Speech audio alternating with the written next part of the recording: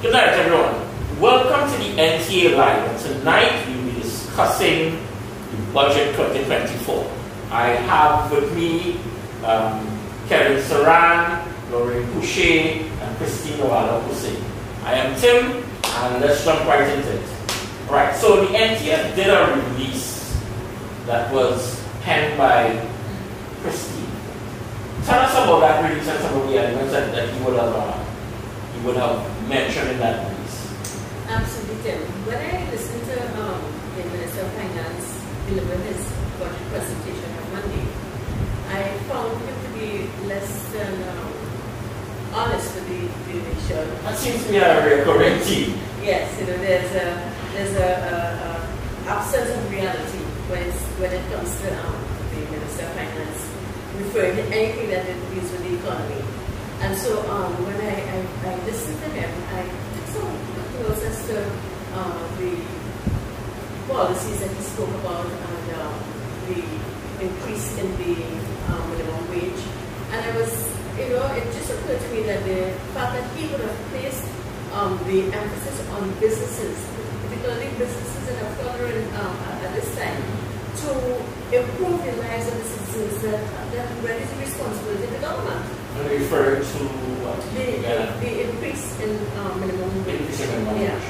And so at the end of the day, they are looking for businesses to in fact raise the minimum wage so that persons will in fact have a better life improvement in their lifestyle. And I don't think that is realistic, particularly in light of the fact that various millions now coming into our country for a couple of years now, and they are being given preferences over jobs, particularly in light of the fact that they are not being required to pay NIS. NIS is paid on two fronts.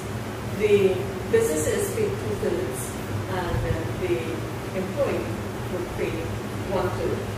So 2/3 could amount to a significant amount. If it is that Venezuelans are not required to pay NIS, it means therefore that there's a savings technically in the employer's pocket of not having to do it out. This now will impact on anybody who wants to save money and not hire locals, so those will not get jobs. So you in raising the minimum wage does not necessarily result in the employees' lives or citizens in particular lives improving at all. Of course, it's a ripple effect in many areas, and I think that this has been purposely overlooked, and anyone who's listened to the budget and doesn't understand and realize the implications can really believe something that's really is. Lorraine, we would have spoken about stuff within creative industries, tourism. Speak to me about your take on the budget, not just about your very specific areas of public interest, but overall, as well as obviously your specific areas.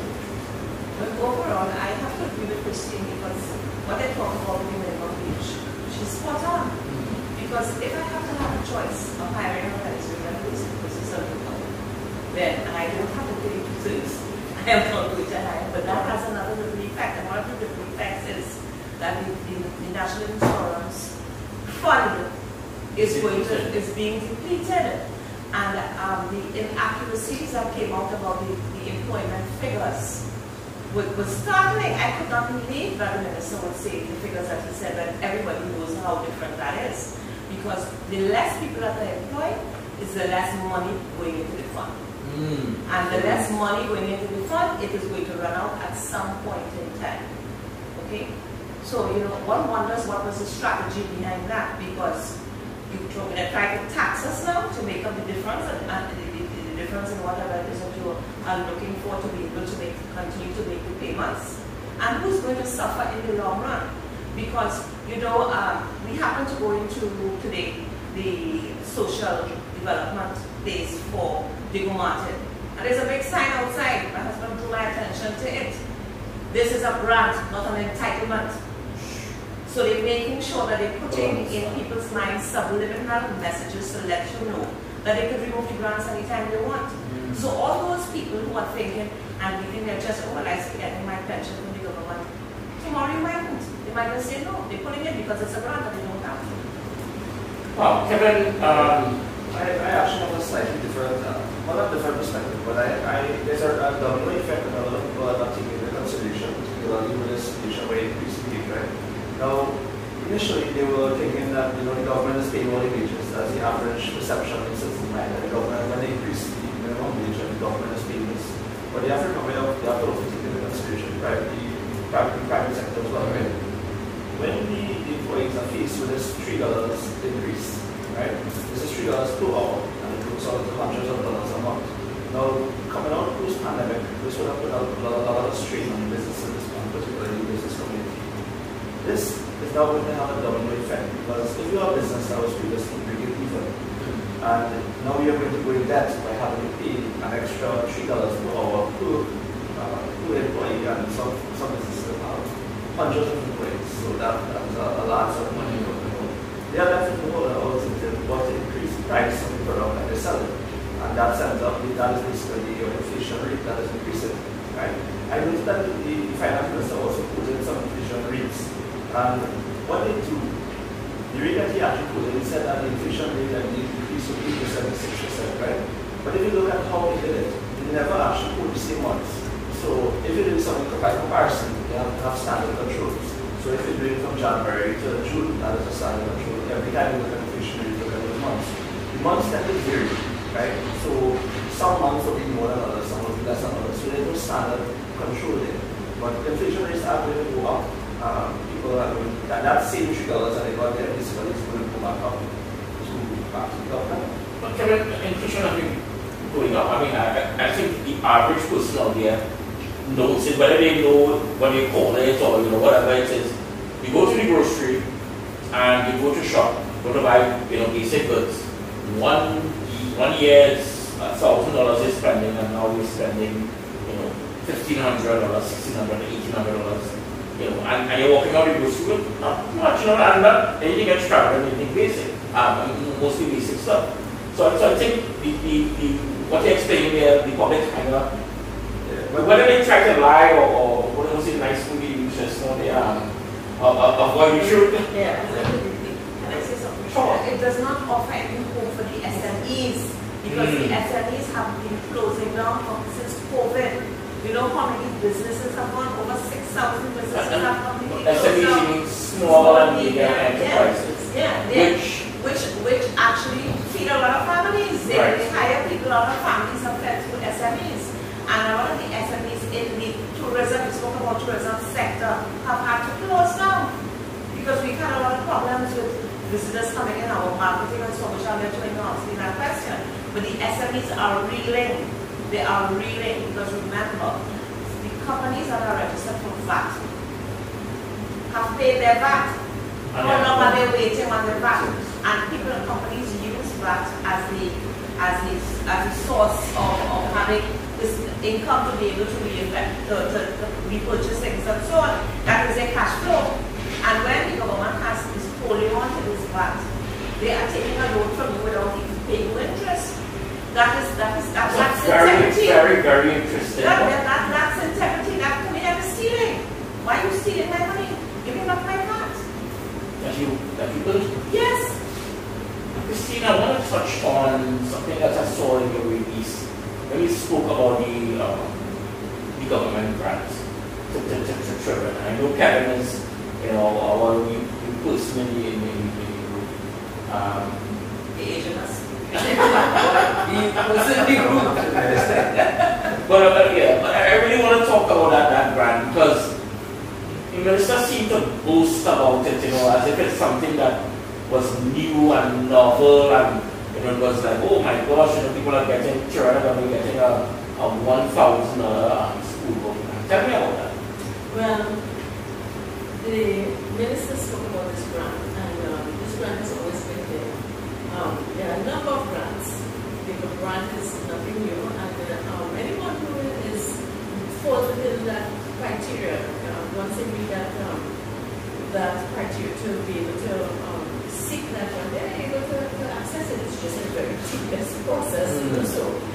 It also affects the same pool of persons, and I think that if we look honestly at what's happening in our country for the past couple of years, is that there is our middle class has almost been depleted, and we have increased and increasing and growing number of working poor. So I wanted to explain that term working poor, because that's something I feel as though a lot of people can relate to, especially as in the last 3-4 years. The working poor is referred to persons who are really working paycheck to paycheck. They can even barely afford when there's the basic necessities. They can barely afford when there's a rent or a mortgage. They sometimes have to borrow in order to continue with their do a second job or something like that. Or if there is a second job available. So you find that as a result of it, these businesses cannot access those grants. Because when you come into someone's home to review property assessed, he said he gave a terminology where you have to criteria. Right. And so once that social services person come to visit your home and they see certain amenities, for instance, you might have a washing machine, you might have two vehicles in your carport, all these different things. And that's it. You're disqualified to be in an area, this is in the middle class or high income. And so these little things automatically disqualify, which I believe if the government did their proper research and put the policies and the processes in place to do proper data collection, we don't have that. Then we would understand that these data collection would drive policy as opposed to policy driving whatever they want to implement.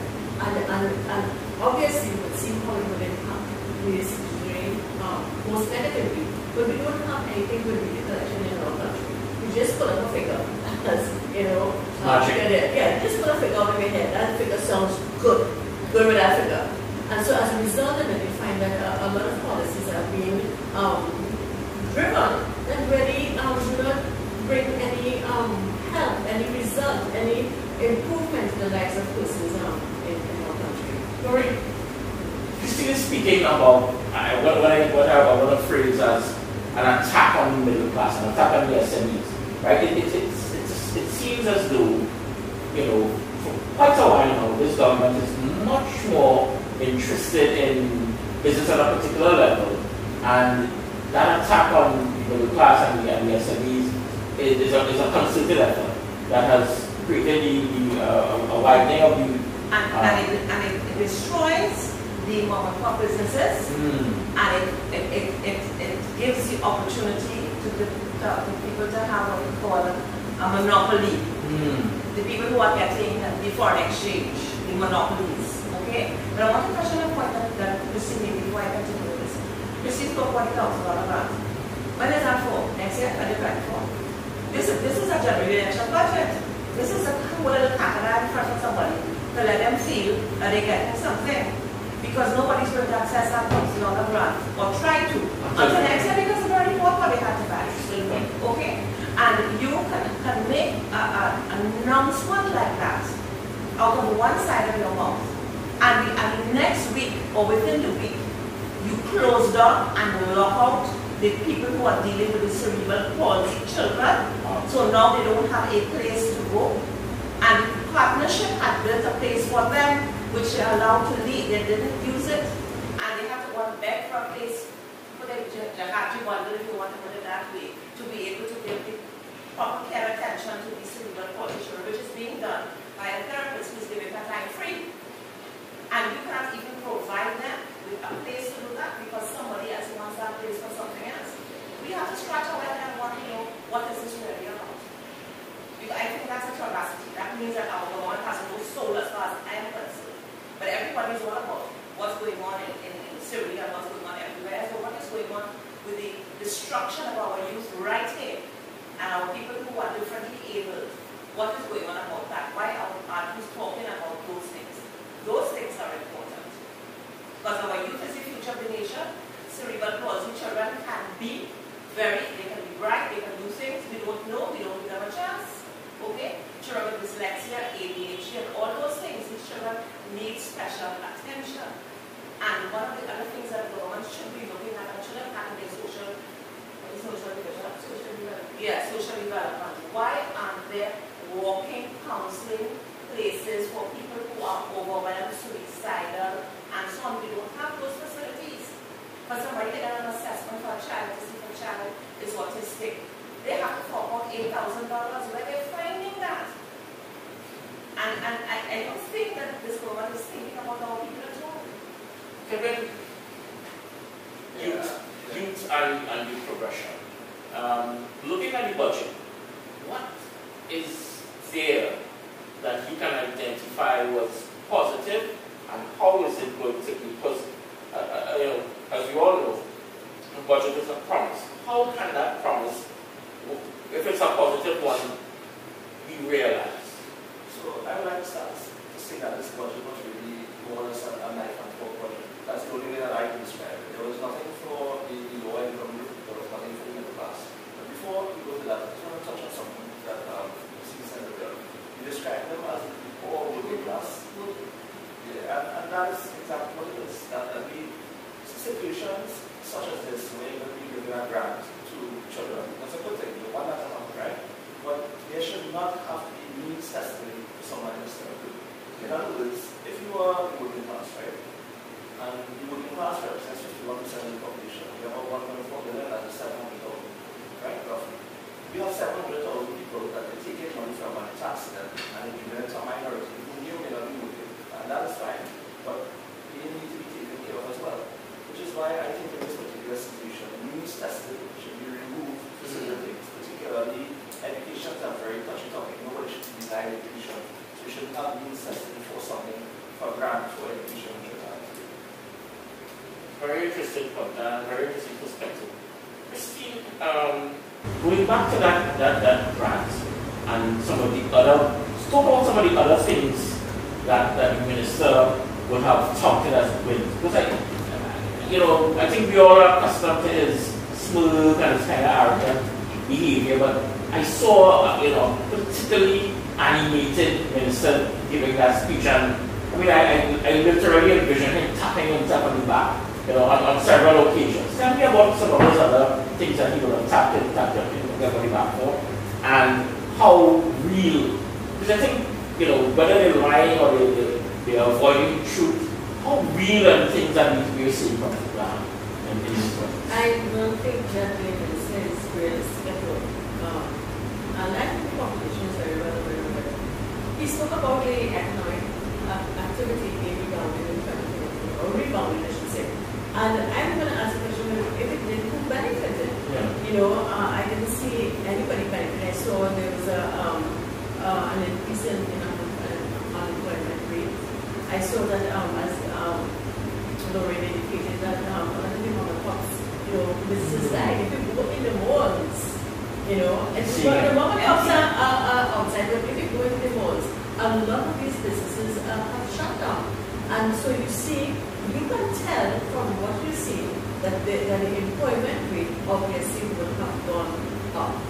But yet the minister is saying that it has increased. How has it increased? Is it that the same people that can't not pick apples?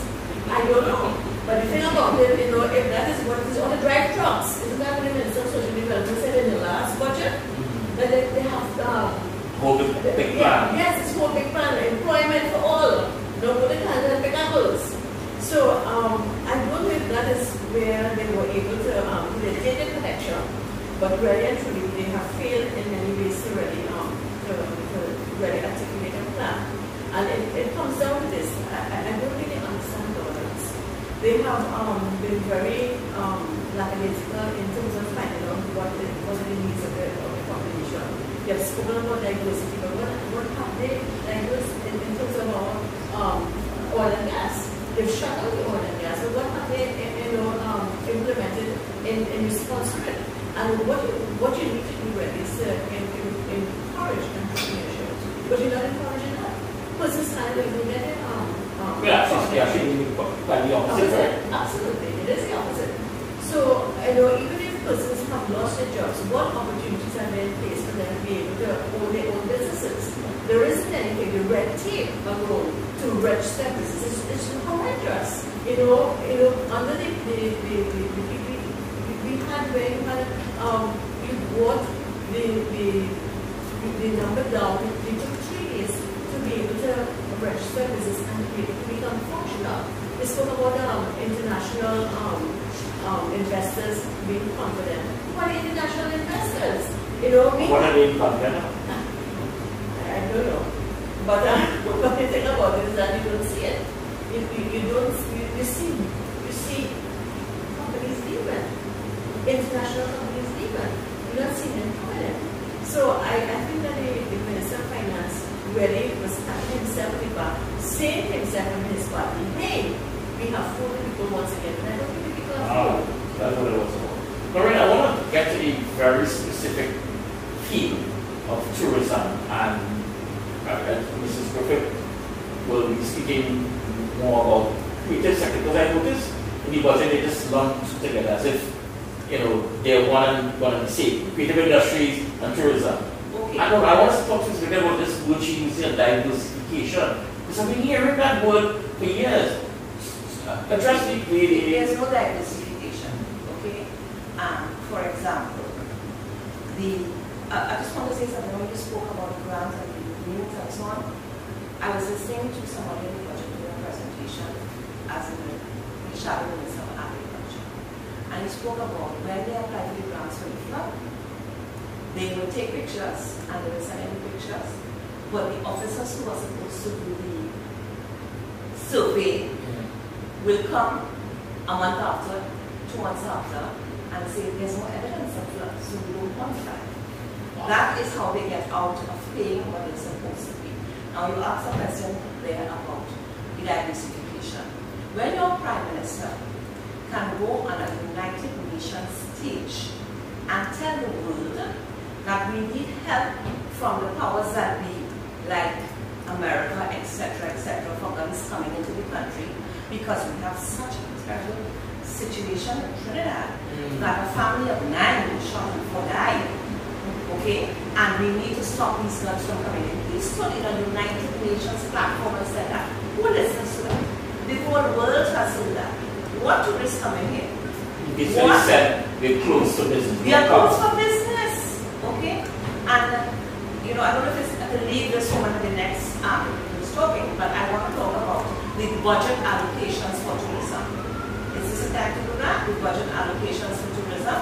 Okay, so I just want to make sure I have it right now. So you said you have, for the budget allocations for tourism, you have $20 million put out for Napa and Sapa. Okay? Napa and Sapa. You have for the Tourism Trinidad, which is the marketing department of the Ministry of Tourism. And I don't want to give you the wrong figure, so let me just check that figure, please. They spoke about, what was the amount they said there?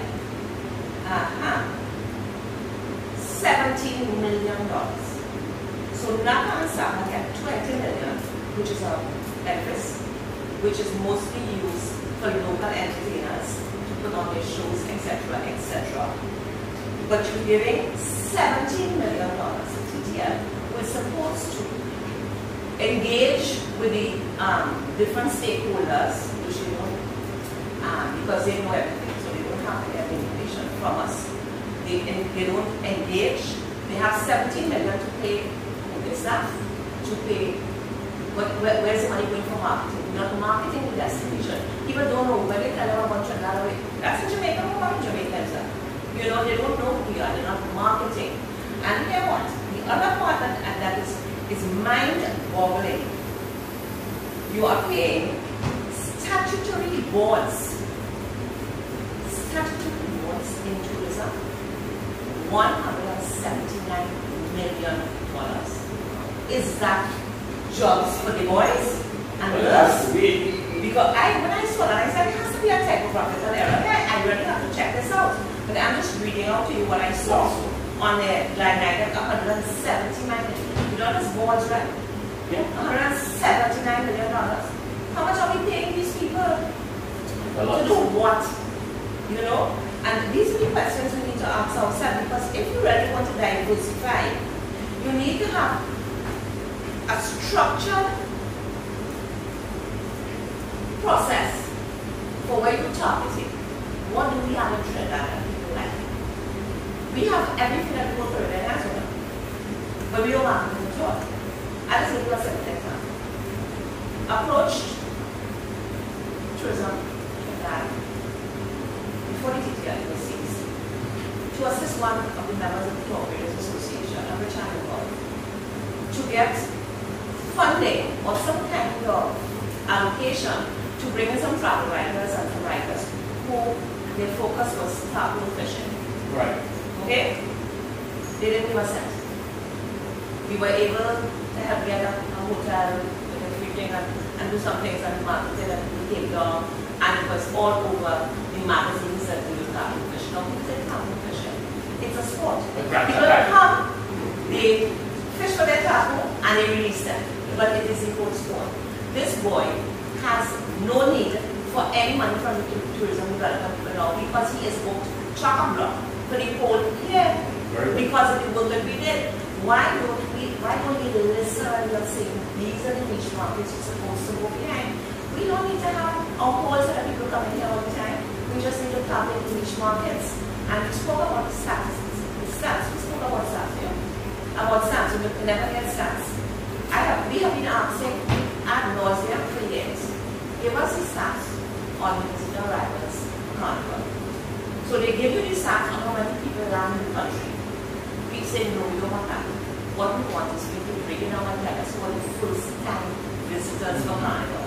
Because that's the only way you know if your product is in ascendancy or if your product is stagnant or if your product is in decline. We have never been able to get those stats. Most of the people coming here from Carnival are same friends and relatives who don't come here before, who know somebody who is staying by them. We don't have enough plans. You have enough hotel rooms. Are you helping people to get grants to be able to what do we do? We're going to be taking a break right now, and when we come back, we're going to be joined by Nicole Diagraphet, and she'll be talking the conversation with Kevin, Lorraine, and Christine.